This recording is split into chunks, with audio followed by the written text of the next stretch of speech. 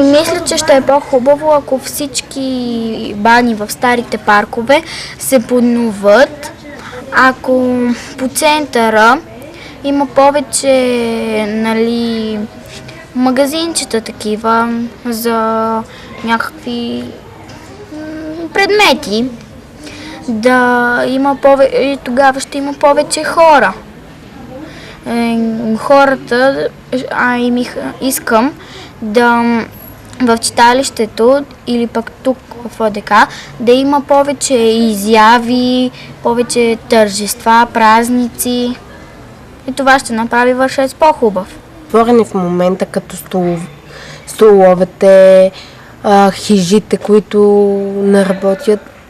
След 10 години най-късно се казва да се пооправят, да направят някакво подобрение в тия неща и според мен, ако след 10 години това стане, ще може да идват повече туристи тук в Вършец. Представям си Вършец след 10 години много по-красив, с много повече туристи, всички вили, които са стари да се оправят, всички столове да се оправят и да има същия живот като преди един век, когато всичко е било направено и когато всичко тук ще е почвало да се прави. Представям си Вършец след 10 години да е по-красив, тези разрушените места, столовете, вилите да се поправят, да идват много повече туристи и Вършец да застане едно кътче на красотата от нашата България. Вършец след 10 години да счупените сгради да са по-хубави и да има много повече туризми, да се направят по-хубави сградите, Вършец да остане хубав. Град Вършец и мисля, че след 10 години Вършец ще бъде едно много по-красиво място, с повече места за работа и много повече такива игрални площадки. Ще бъде много по-красив и това е. И след 10 години ще стане по-хубав, според мен, Вършец. Ще идват много туристи, много хора, много ще снимат, ще правят като нас такива неща. И това е. И след 10 години Вършец ще бъде по-голям и по-хубав. И после ще стане по-хубав, ще стане най-хубавия. Най-хубав Вършец от всичките градове Вършец. Здравейте на всички хора от Вършец, които ни гледате в момента. Правиме това видеоклипче, за да всички деца трябва да изразят мнение как виждат града след 10 години. 10 години са много за напред. И ако трябва да ги сравна точно и искрено, ако трябва да си кажа, мисля, че виждам Вършец пак като един спокоен и красив град. Със сигурност ще има хора, но нещата, които оставя град Вършец като културни паметници, като казиното, за което аз много така се захванах. Изключително много ме кефи като архитектура и мисля, че трябва държавата да обърне повече внимание специално на казиното, защото то е едно от първите казина в България. Вършец, да, не го виждам като много преструктурирал град и мисля, че докато е време, хората от Вършец трябва да направят нещо за техните забележителности, защото не става въпрос само за казиното, а като цяло за всичките те изоставени сгради. И пис, хора, чао!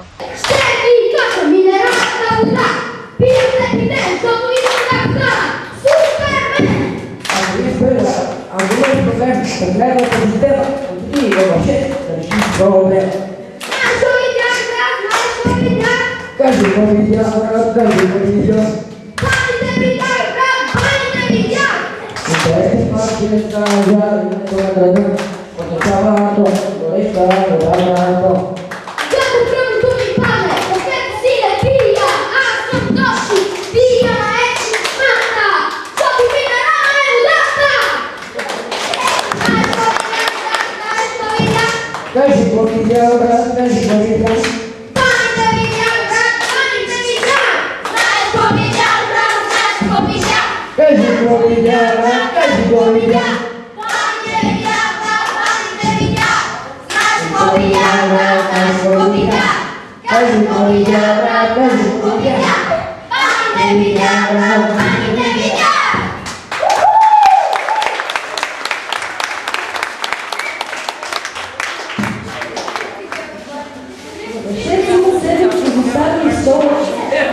Преди повече от 20 години са съхранили хиляди почиващи на 3 смени. Акцент в тази част от нашето меню е дамското гризене. 1920-1922.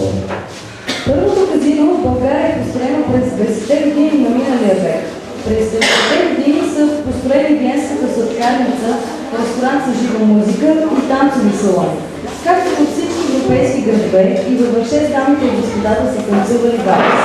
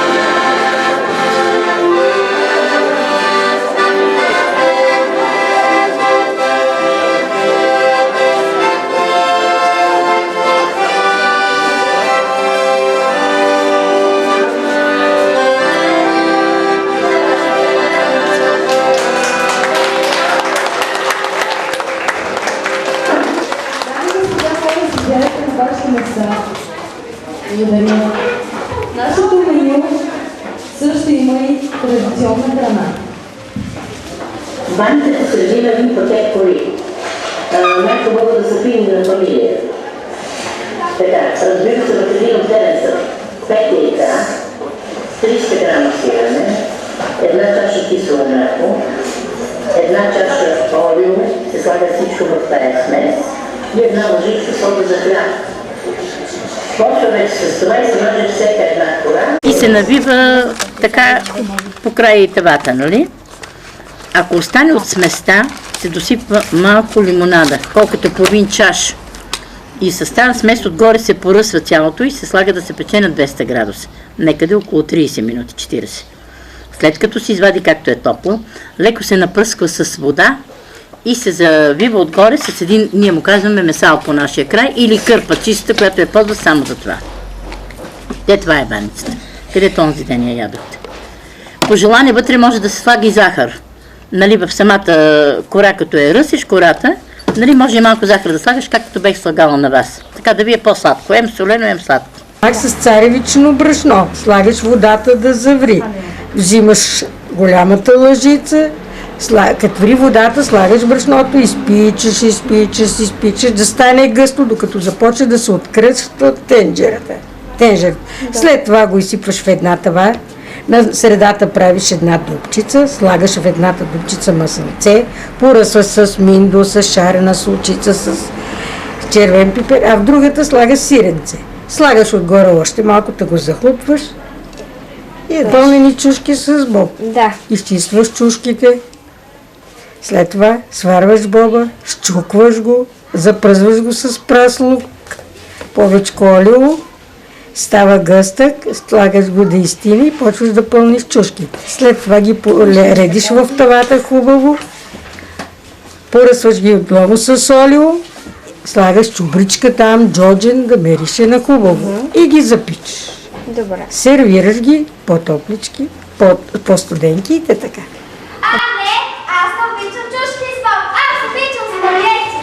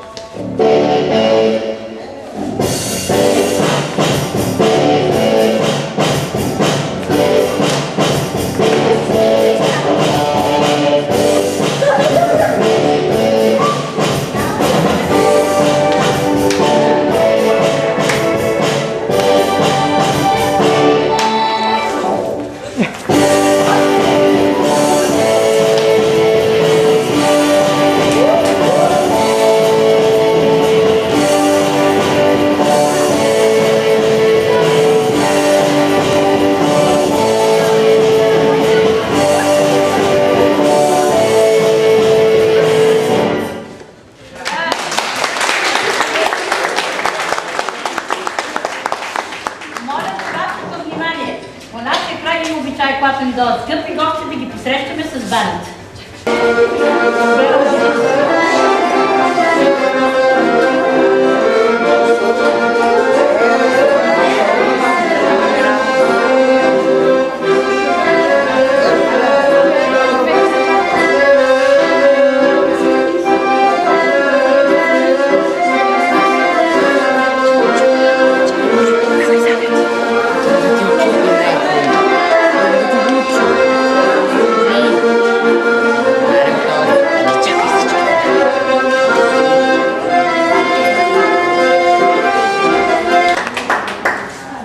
Гости, пред вас има чаши с минерална вода, покритите от уникалния вкус.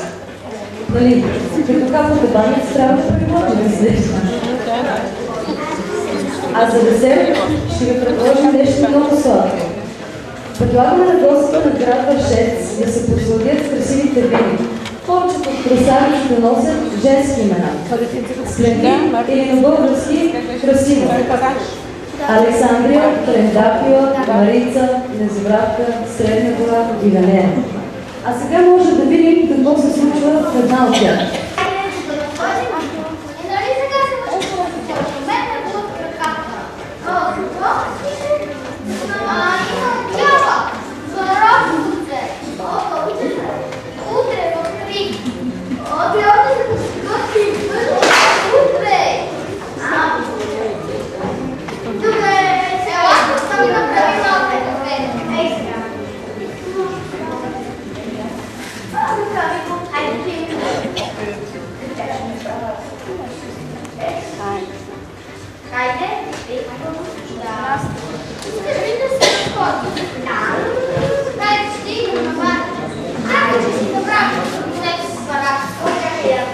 Някога прекрасна дама днес изостава на възрастна госпожа. Диона Забравка е известна и с това, че там през 1908 е родена велик български поет и детски писател Лъчезар Станчев. Дали постоят ми е много тесен или аз съм пречупена стрела, да ме летя, а вехна тук с големи мисли и с мънички дела. Лъчезар Станчев е автор на текста на популярната през 80-те песен на трамвай номер 5 «Усмивката».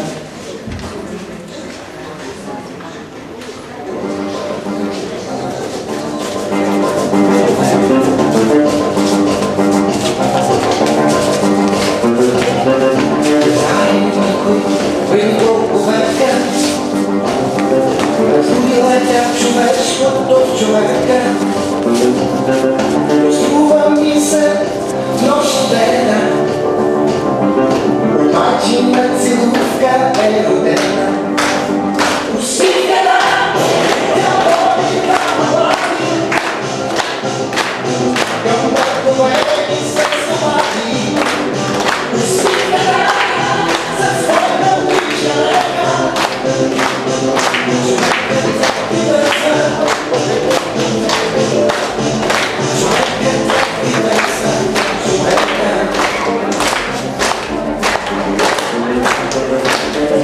Thank you.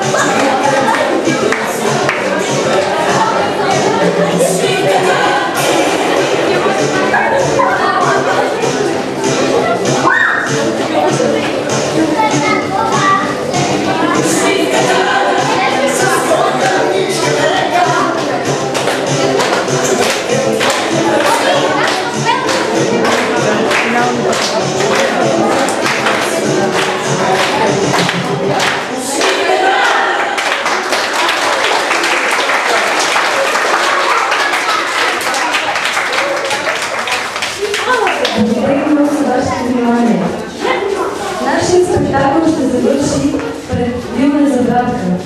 Заповядайте всички да поставим един плакат. Желанието това място да бъде възстановено като дом в музей на българския поет и писател Лъчезар Станчев. Благодаря още веднъж.